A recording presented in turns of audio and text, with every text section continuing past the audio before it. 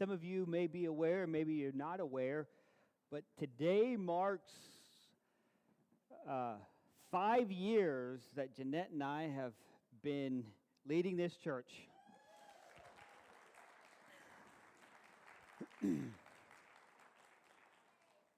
And we love it. We love it. We love the area. We love the church. We love some of the people. The people in the church. And you guys are stuck with me for another 15 years. I told the board when I came, I will give you 20 years, because that's about my retirement age, and that's it.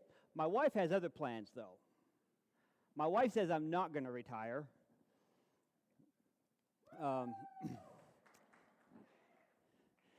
It's been a good 5 years. I've seen a lot of changes. And that's all I had to say about that.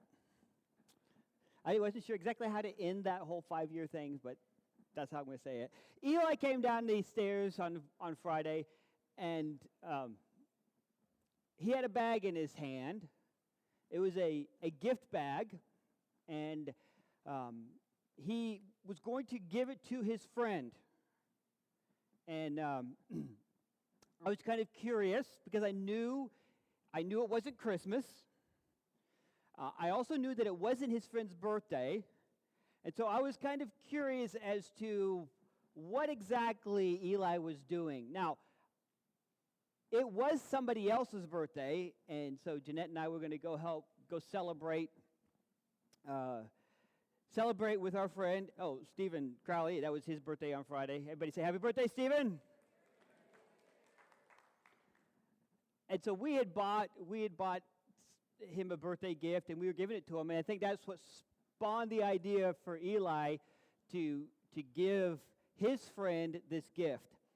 And I thought it was really sweet. Really sweet. He just wants to give his friend a gift. Then I realized what was behind it all. It was still sweet that he wanted to give his friend this gift, but it was a pair of star glasses that no longer fit him anymore. And now the thought was still sweet that, he's given this gift to his friend, but there was also a little hidden motive behind it, and that is it wasn't going to cost Eli anything really to give this gift because the glasses didn't fit him anymore. It was about sacrifice.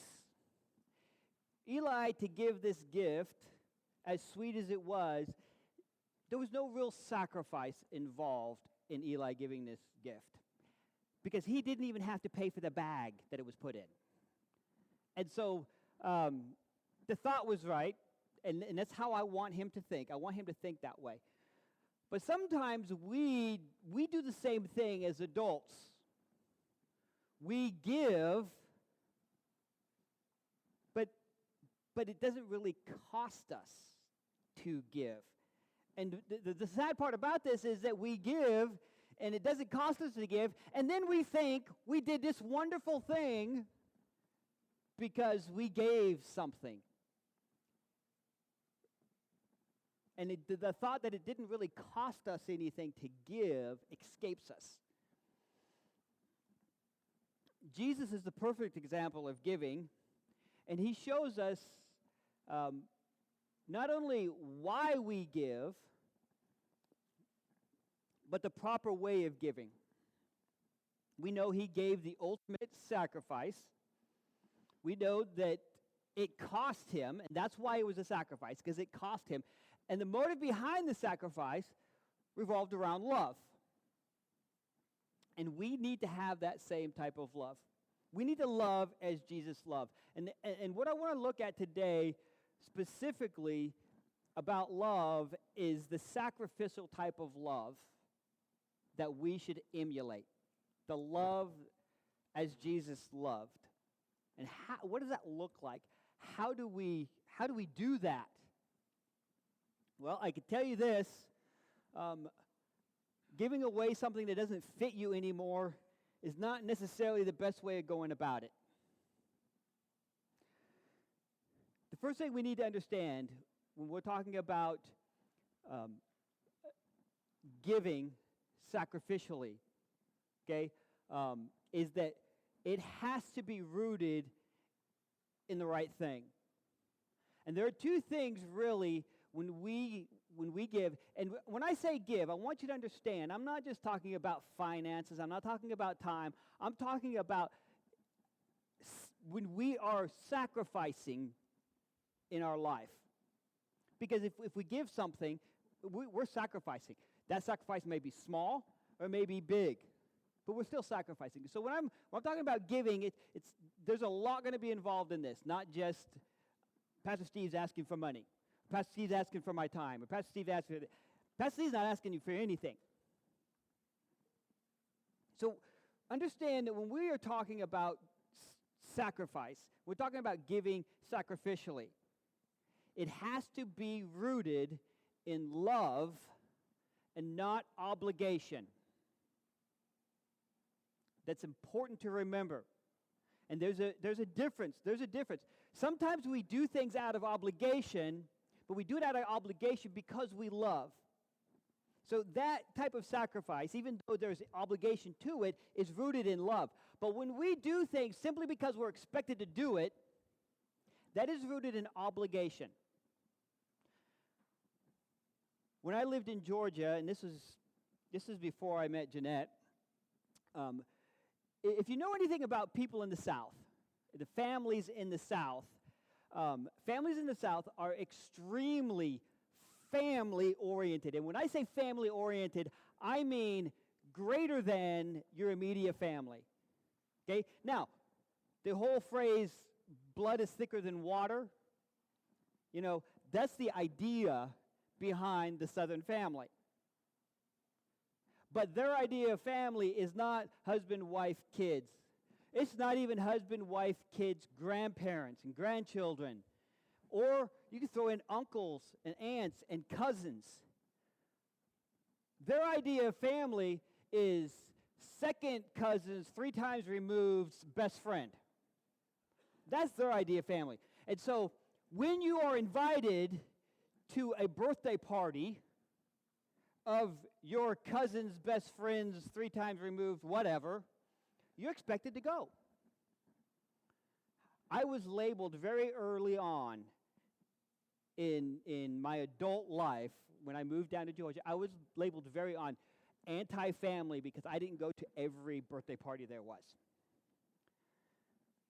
But you are under an obligation when you go to these birthday parties to buy a birthday present.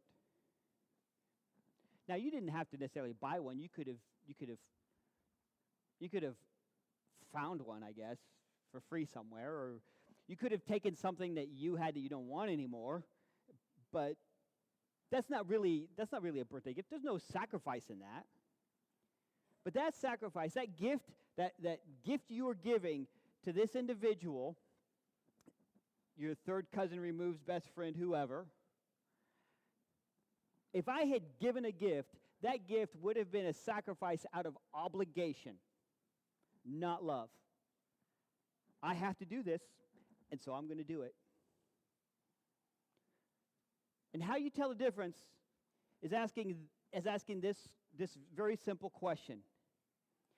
Am I doing this because I love them, or doing this because I feel like I have to? Do I get to do this, or do I have to do this? And that is really the deciding factor when you're talking about giving and sacrificing. That is the idea. You have to ask yourself that question. Do I feel like I get to do this, or do I feel like I have to do this? And that will tell you, really point you in the direction of whether you're doing this out of obligation or out of love. Doing things out of obligation, doing things that are rooted in obligation alone, tears your relationship with whoever it is you're giving apart, because then you feel like you have to be something you're not.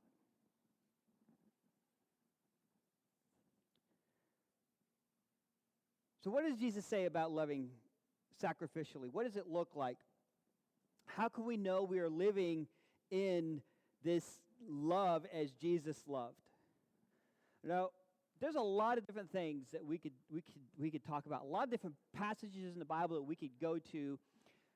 But I'm directed to one, and here's why. Because this is probably going to be the hardest thing to live up to in this passage we're going to be reading. It's found in Luke chapter 14, verses 25 through 35. And you'll understand why I say that when I start reading. A large crowd was following Jesus. He turned around and said to them, before we get any further into this, there's this large crowd. You know, Jesus he's teaching. He's done a lot of miracles. People are following him all over the place because they want to see or they want to receive something, some type of miracle that he's going to be giving. And he's a teacher. He teaches them, and they like what he's teaching. So they're following him, and so he sees this big crowd. He turns around and he says this, if you want to be my disciple, you must by comparison hate everyone else. Your father and mother, your wife and children, brothers and sisters, yes, even your own life. Otherwise, you cannot be my disciple. I'm going to stop there for a minute. I'm not going to read this whole passage at once because I want to kind of take it apart. The first thing I thought of when I read this, verse 26, says, if you want to be my disciple, you must, by comparison, hate everyone else, your father, mother, wife, and children. Men, don't read that and think that your father and mother are more important than your wife. Okay? If you do, I guarantee you're going to have problems at home. But it's interesting that it says you must hate. In fact, if you read the Greek, it doesn't say by comparison in there. It just says you must hate your father, mother, wife, children, brothers and sisters, and even your own life.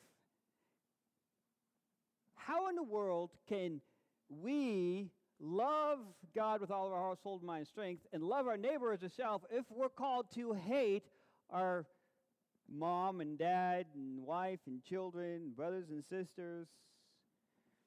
If you've been in church long enough, you know that this really isn't talking about hating. He's using a figure of speech that is just by comparison. And we all know that that's a good way to decide what is true and what's not true. You compare it.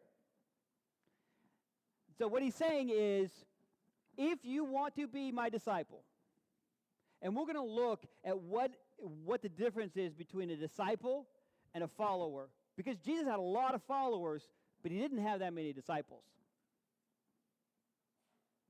So if you want to be a disciple, and I will tell you this, not everybody who follows Jesus is going to heaven.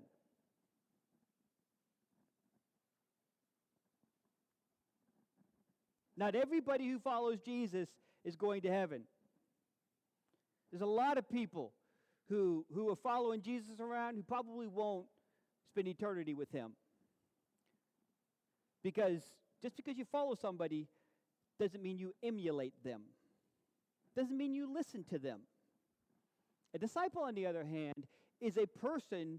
The whole idea of a disciple is that you are trying to become just like the person who is pouring into your life.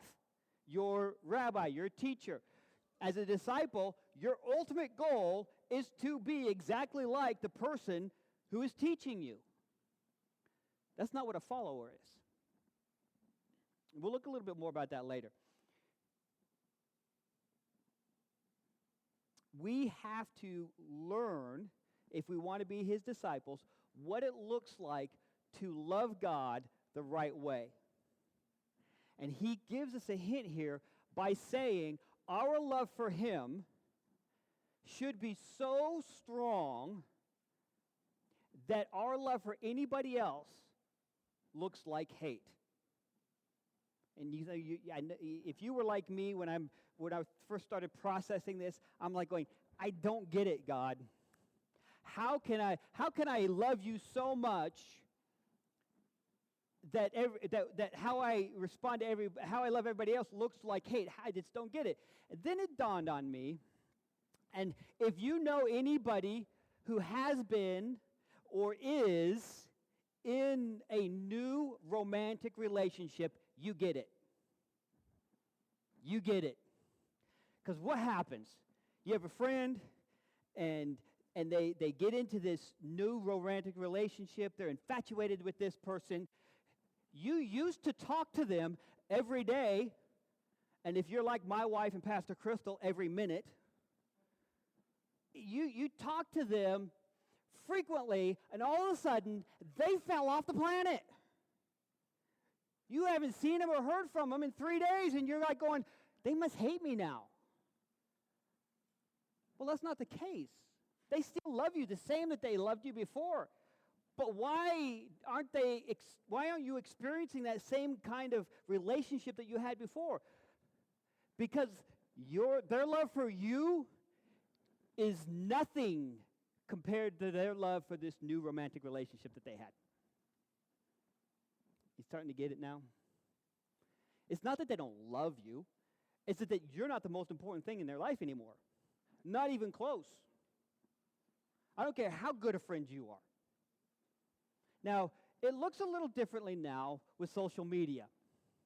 Because now with social media, you can still find out what they're doing. And you can figure out, oh, well, they're spending a lot of time with their new love. But back in my day, when I was a young adult, and somebody just disappeared, you couldn't go on Facebook and say, oh, I know where they're at. You couldn't check you couldn't check their Instagram or their Be Real. That's a whole nother. Yeah, we won't talk about that. There was none of that. And so if they spent all of their time with this new love, the only way you knew they were doing that is if you called them. And when I was in college, you didn't have a cell phone. You were stuck to the wall. So it's easy to understand that when Jesus says you have to hate these people,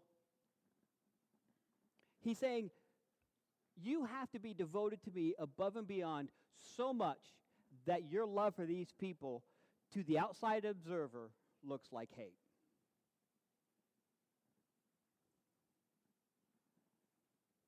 We're going to call this, we have to have a superior love for Jesus. And a superior love for Jesus does not happen just because we say a prayer and we think about him every once in a while. If you have some non-Christian friends and you're close to them, okay, I want to clarify this. You're close to them, and they don't know that you're a Christian, there might be something wrong with your relationship with God. At the very least, they should know you go to church. I mean, if you're good friends,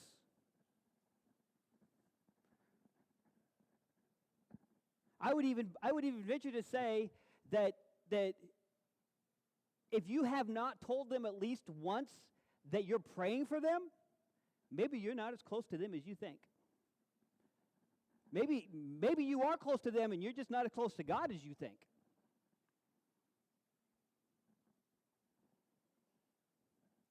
If we have a superior love for God, it will consume us, overflow from us, and people will notice. Especially the people who are closest to us. Sure, the cashier at the grocery store, maybe they will and maybe they won't know. But if it's somebody you see every day that you talk to frequently, a coworker, and they have no clue that you have a faith in God,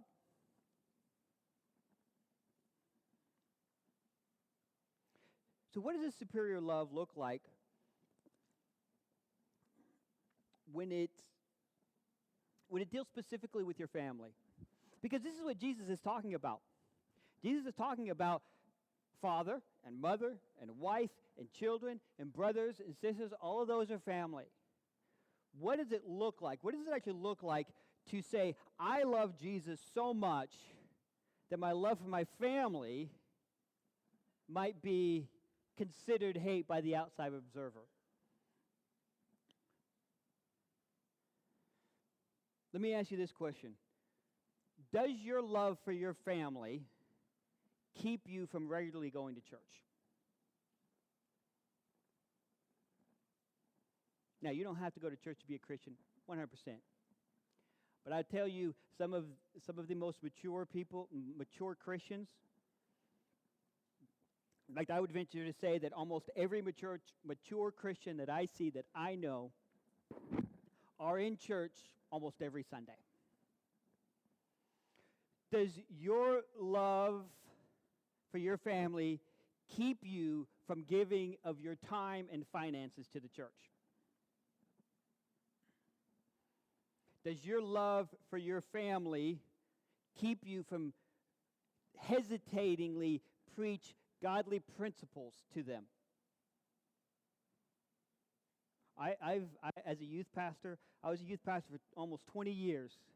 I can't tell you how many times I've sat down with parents, and most of it was when I was fresh out of college. I sat down with parents, and parents would say, I just don't know about my kids and why they're behaving this way. My first question is real simple. It has nothing to do with whether they went to church or not, although that was important. Had nothing to do with even how much their parents prayed for their kids, which is important too. My first question was very simple. How much do you talk to them about God at home? Oh, well, they don't really want me to preach at them at home. Ding, ding. Maybe that's one of the problems that you have, is that you're scared to talk to your kids at home about God.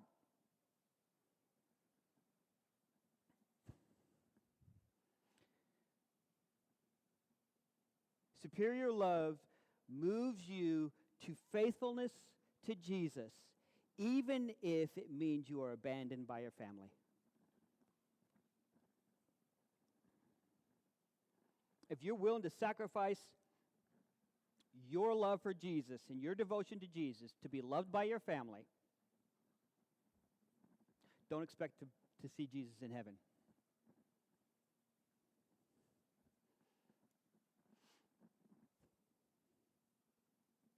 Now, it's interesting, as we read this, Jesus didn't stop with having superior love.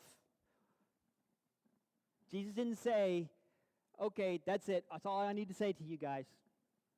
Your love for me should look so good that everything else looks like hate. He doesn't stop there, even though he could. He goes on in verse 27. And if you do not carry your own cross and follow me, you cannot be my disciple. He extends this superior love angle, and he presses it on to a singular loyalty.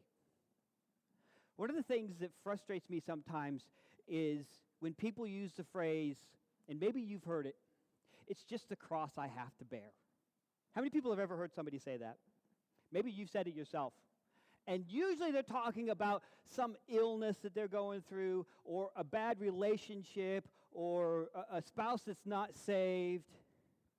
And I cringe every time I hear that, because Jesus is not talking about the things you have to go through here on earth for his sake. That's not what bearing up your cross means. It doesn't mean, I have to deal with this thing in this life, so it's just this cross that I have to bear. And the reason we sometimes do that is because we don't understand the context here. Let's put it in context, okay? And we'll go with with the one thing that I pretty much most of you know, and that is Jesus. Jesus bore a cross, correct? And let's talk literally here. I'm not talking about he bore a cross. When did he bear that cross? When did he bear it? Okay, let's put some timelines here. We know that he was in the garden. Was he bearing the cross in the garden? Nope. We know he was in front of and his name completely escaped me. Pilate, thank you. He was in front of Pilate, and he was being accused. So was he bearing a cross there? Nope. He was tortured and made fun of. And then finally, he gets to bearing his cross as he's walking to his death. The cross you bear is an indication that you are on death's row. You are on death's row. So when Jesus is talking about taking up your cross, he's not talking about having to suffer through some financial tragedy that was somebody else's fault and you're having to suffer the consequences. When he's saying, take up your cross and follow me, he's saying, you're going to die, and if you want to die and make it to heaven, you have to be willing to sacrifice your life for God.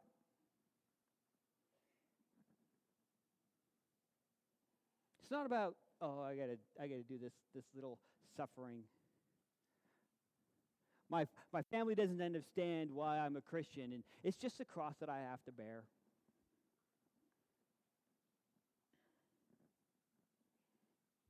No, the cross that you have to bear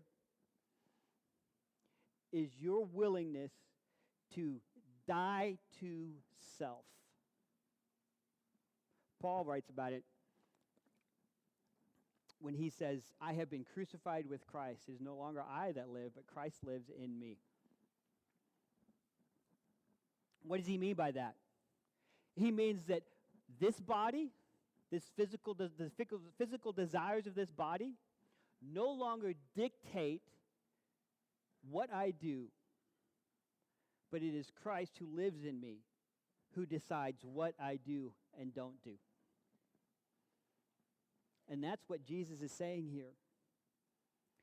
Now, he also says that we need to follow him. Now, if you remember a little earlier, I said that not all followers were going to go to heaven, right? Hope you guys heard that. Not all followers go to heaven.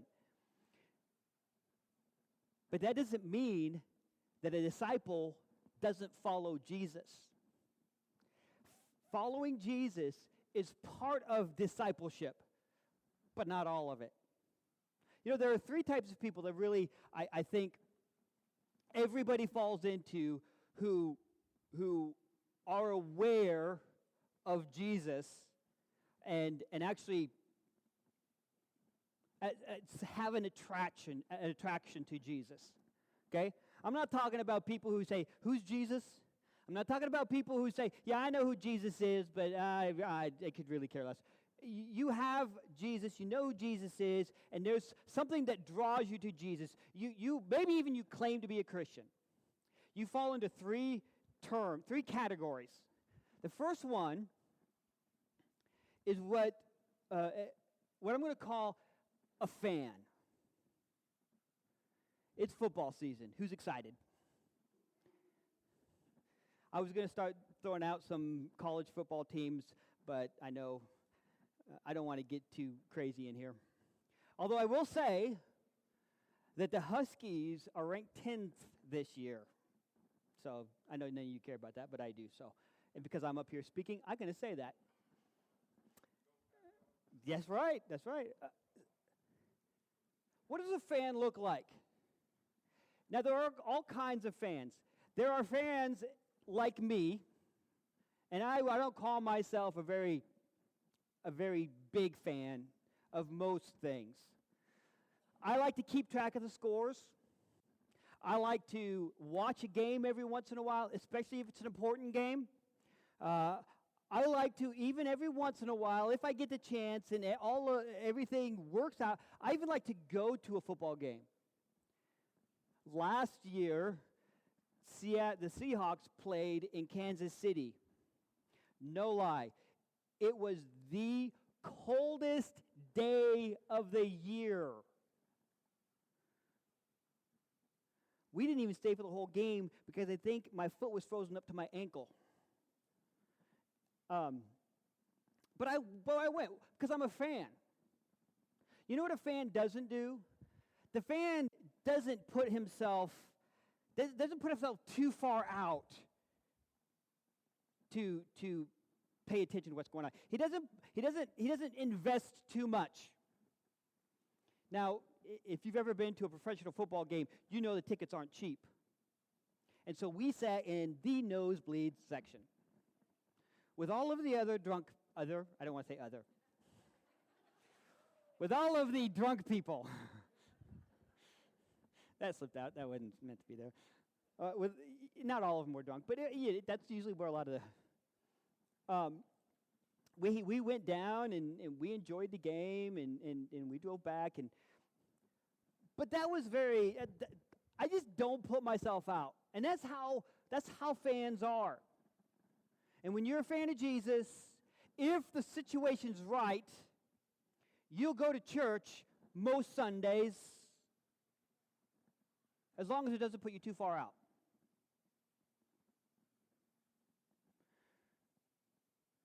Followers, that's the next group. And we talked a little bit about this earlier.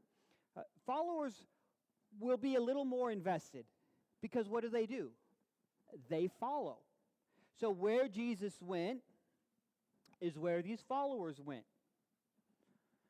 And a follower is more dedicated because they're willing to go to longer extremes to follow Jesus.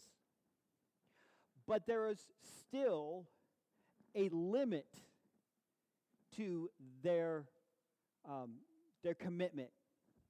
There is a point in their commitment where, you know what, that's going to cost me too much.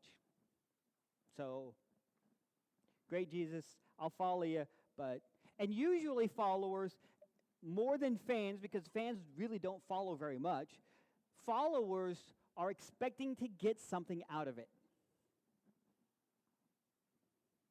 They're expecting to get something out of it. In Jesus' case, they wanted a miracle. In Jesus' case, they wanted some profound insight that he was going to give them. He was going to teach them. So, ask yourself, am I a fan? Am I a follower? And then there's the last one, and that is a disciple. The only way a person is going to make it to heaven is by being a disciple. Now, most people go through a series of events. They are a fan at first. There's something that piques their interest. Oh, this is pretty good. And then it moves to a follower where they are a little bit more invested and a little bit more committed to this. And then they move from that to a disciple where you are earnestly trying to emulate Jesus.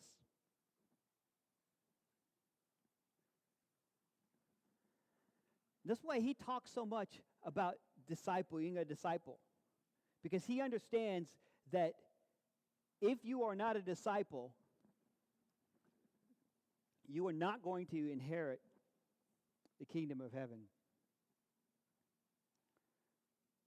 The singular loyalty that Jesus is asking for means you are going to be loyal unto death. And that's what taking up your cross is. Denying yourself. Denying what you want for what God wants. And it's hard. I get it. It is hard.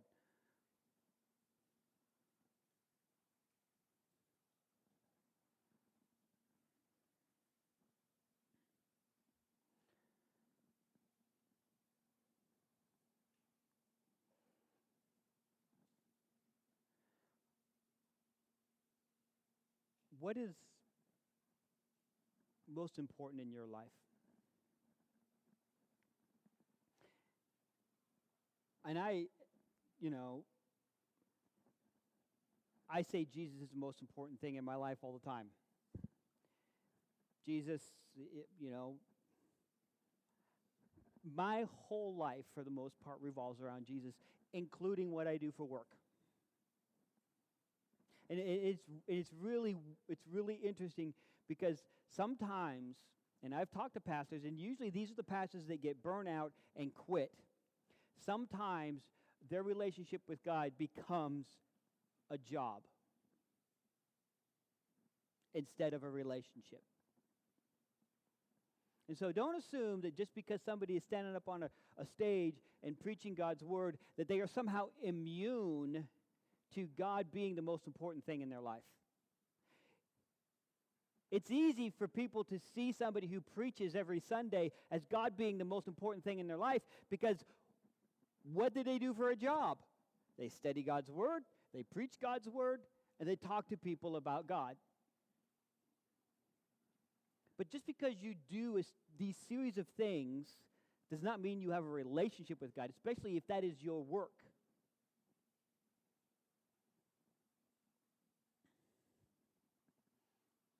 If God was to ask you, if Jesus is, and there's going to come a time when God does this, if God's going to ask you,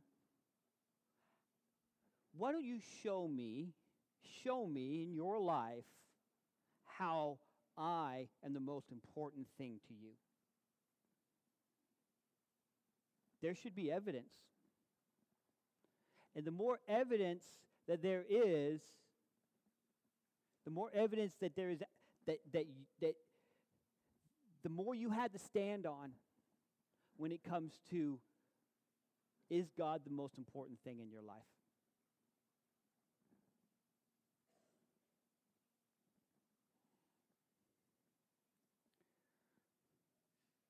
I'm not going to ask you to raise your hands, but how many people would say, I would be obedient even if it was going to cost me my life? I would be obedient to God even if I died.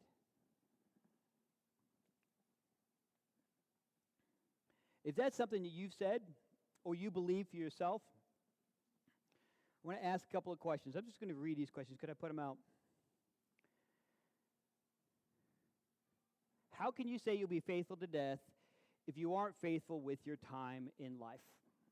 How can you be faithful to death if you aren't faithful with your thoughts in life? How can you be safe? You'll be faithful unto death if you aren't faithful with your words in life. How can you say you'll be faithful to death if you aren't faithful with your finances in life? And how could you say you'll be faithful unto death if you aren't afraid with your witness in life, or if you aren't faithful with your witness in life?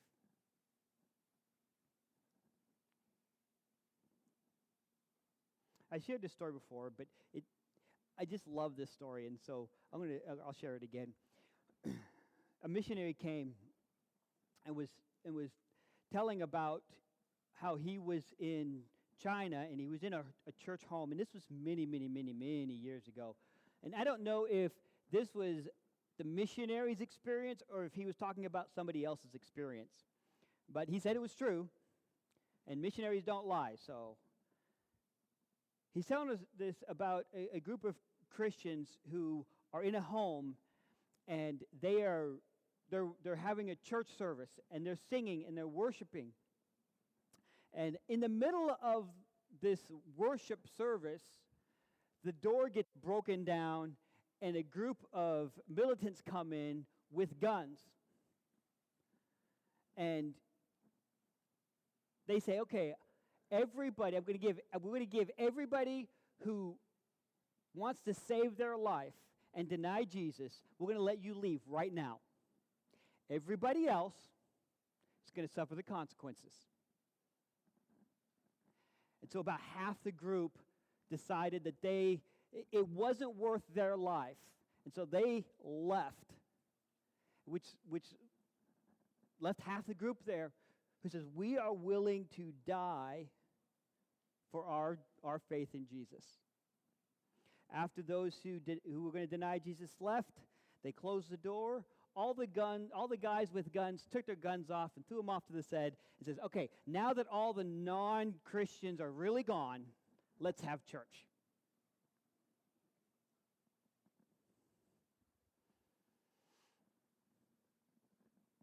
Would we really stand under the test if that was to happen right now? I would say that I would do an illustration of having guys come in here with guns, but half of you are probably packing and shoot them, so thought that wouldn't be a good illustration.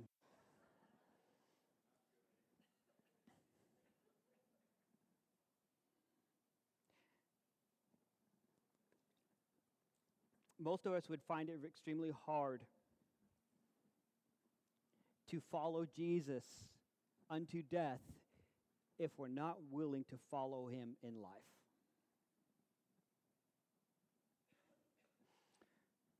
That's what taking up your cross, following Jesus to death.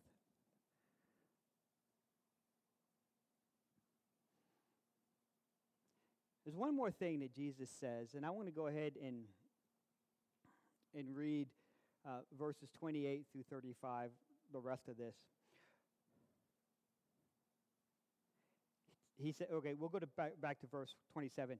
And if you do not carry your own cross and follow me, you cannot be my disciple. But don't begin until you count the cost.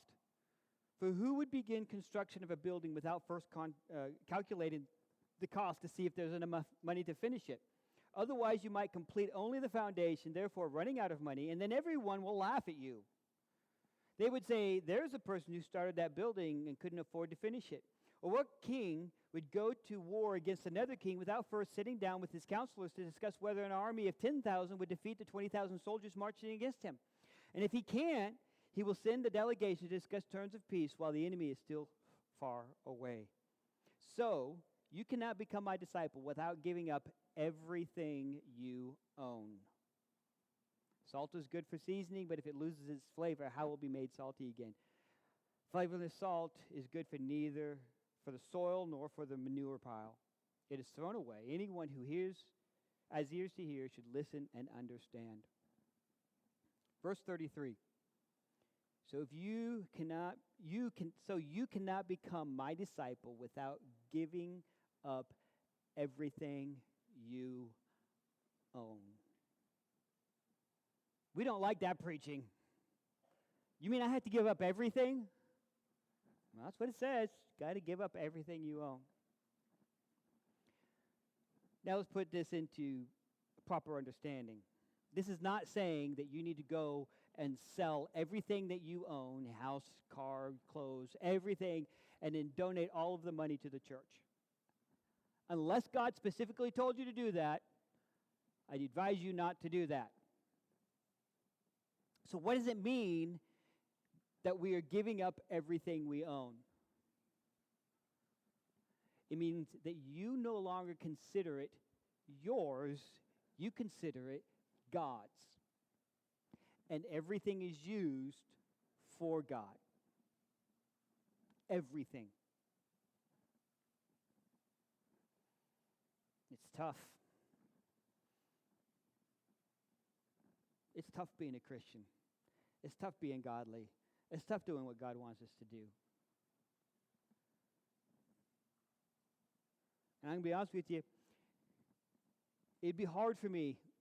It's hard for me to live this out, giving up everything. If God told me I had to sell my golf cart,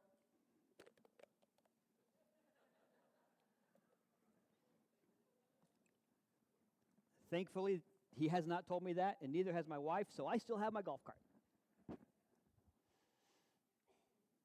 It's tough.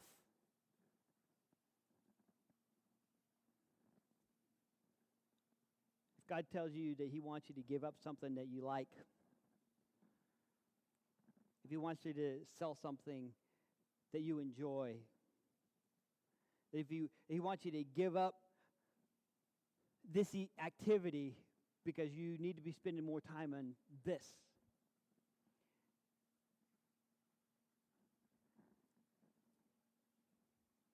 It's tough. Nobody ever said, nobody who understands the Bible, let me rephrase that, nobody who understands ever said that following Jesus was going to be easy. In fact, Jesus was very adamant about it. It's going to be very difficult. Part of the problem that we have in America is that, honestly, most of us are not at the point where we're willing to surrender everything we have for God's use.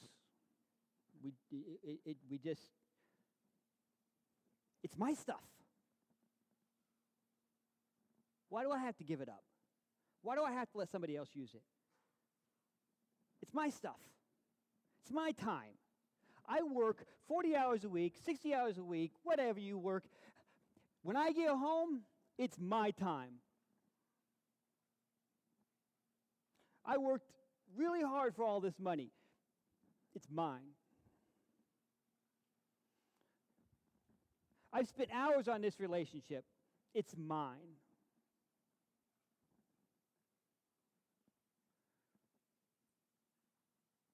Did you know that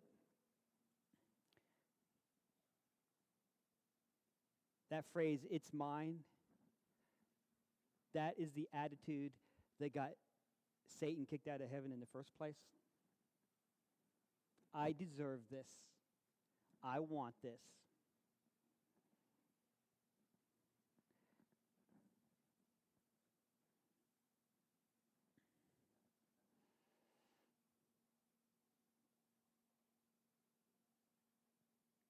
I'm going to close in prayer, and as we do, ask these 3 questions. Contemplate these 3 questions. Does your love for Jesus, is it so superior to everything else that everything else seems like nothing? That's what Jesus says we need to have. Are we willing to consider our lives as dead to self so that God could actually give us real life? And are we willing to surrender everything to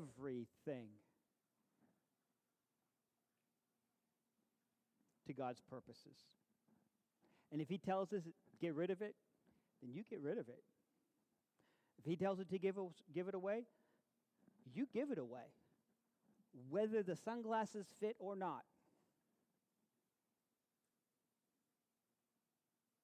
Even if it's your most precious thing. Because if it's your most precious thing, then that means Jesus isn't. Jesus, we do hear these words that you spoke to the followers who were following you. And you were calling them to something greater than just being followers. You were calling them to discipleship. You were calling them to a commitment. You were calling them to do something that they'd never done before. But there were expectations that you had on them, and these are the same things that you are calling us. You're calling us to discipleship. And that discipleship consists of loving you with a superior love than all else. A greater love than any other. Help us to live this out in our life. You've also called us to take up our cross, to be dead to self, to deny ourselves so that we could be used by you, so that we could be alive in you. And Lord, help us to give everything to you. Our thoughts, our words, our resources, our time, our relationships. And if you say, do this or do that, give us the strength to do this or do that.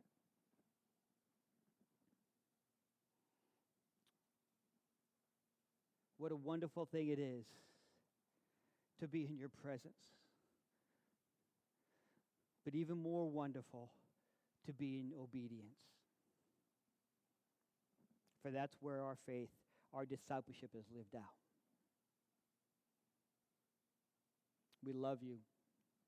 We thank you for speaking to us, for challenging us, and for helping us to be the people you've called us to be. Now, as we go out and live life, help us walk in your word. We love you. We ask this in your name. And everyone say, enjoy the beautiful day. I love you guys. Be blessed, and we'll see you on Wednesday.